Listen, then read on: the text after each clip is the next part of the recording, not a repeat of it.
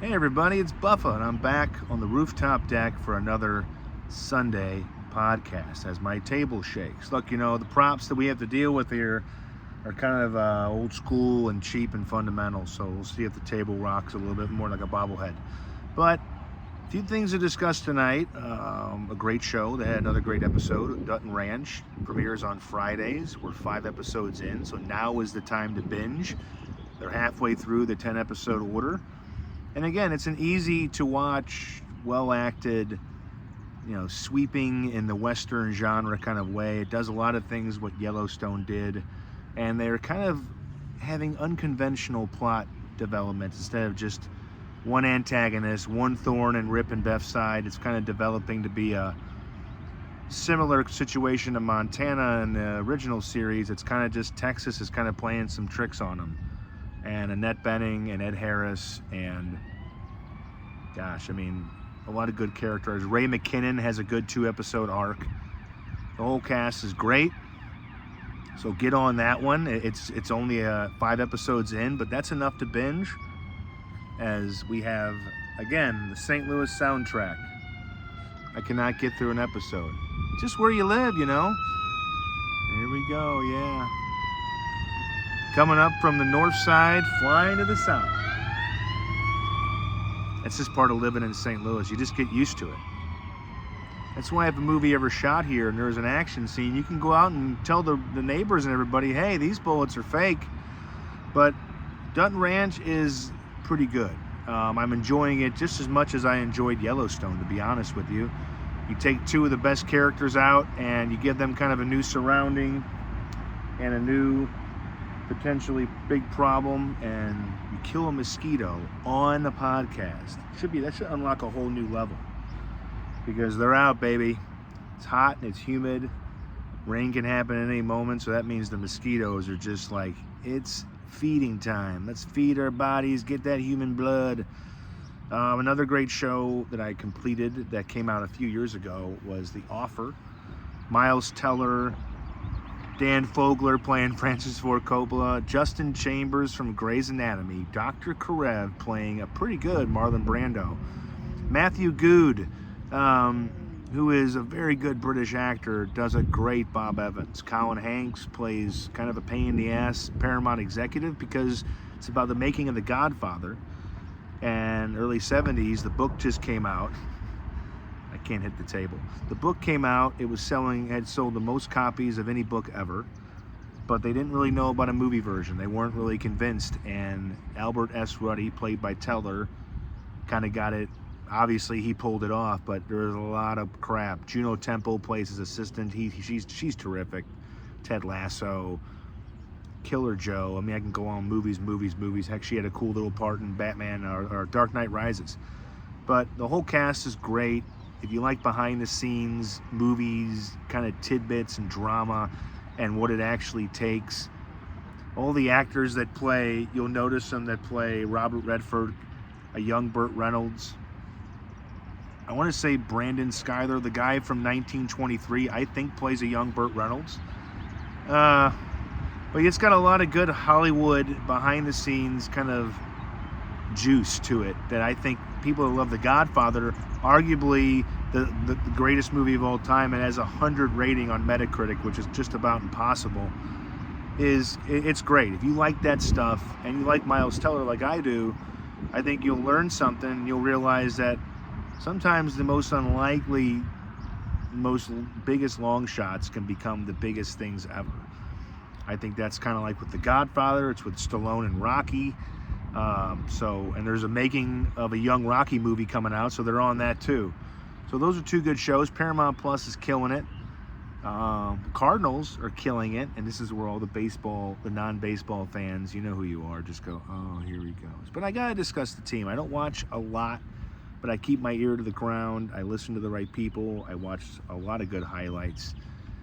They have made highlights so easy to watch, not just the scoring ones, like the great plays, big outs, home big scoring plays, but the Cardinals sweep the Reds, and for the first time since late April, early May, they have scored 5 runs or more in 4 straight games. It's just a little stat. See, I can still pull stats out, doing my best Bernie Miklasz impersonation, which is not a good one.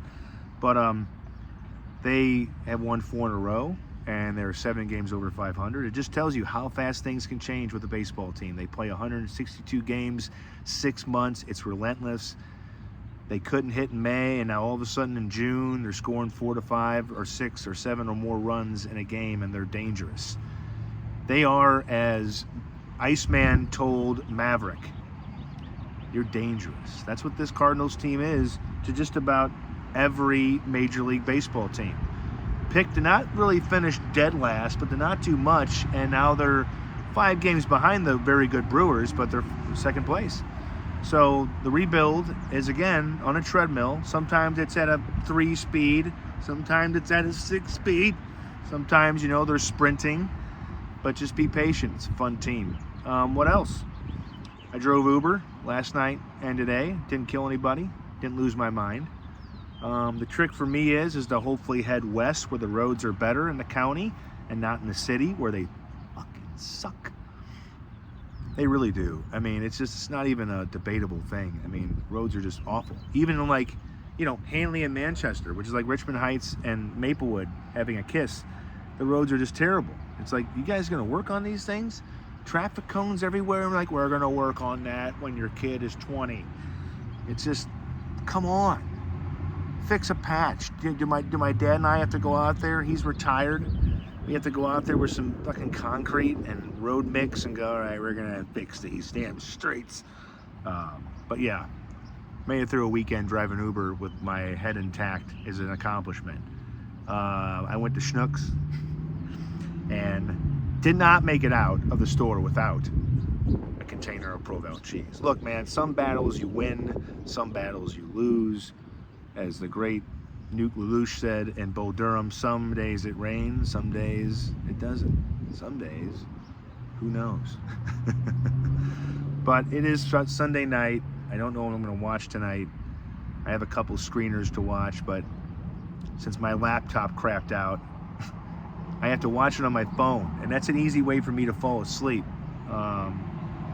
There's Lucky Strike from Rod Lurie, who I've gotten to know as a friend, the director of Last Castle and The Outpost.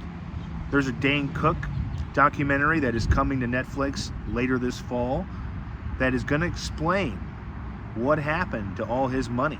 Dane Cook, love him or hate him, yes, he stole material, but some of the material that was hilarious was his. But yeah, he stole Louis C.K.'s material. Louis C.K. roasted him on the show, blah, blah, blah. But the fact of the matter is he was a high-selling comedian who was kind of bamboozled by either, I'm not completely sure, his friend or his brother, who took care of his money and ended up taking his money. So this is called Funny Money, and it comes out in the fall, and I get a chance to watch it. So that's a couple coming soon. Tomorrow night I'm watching Steven.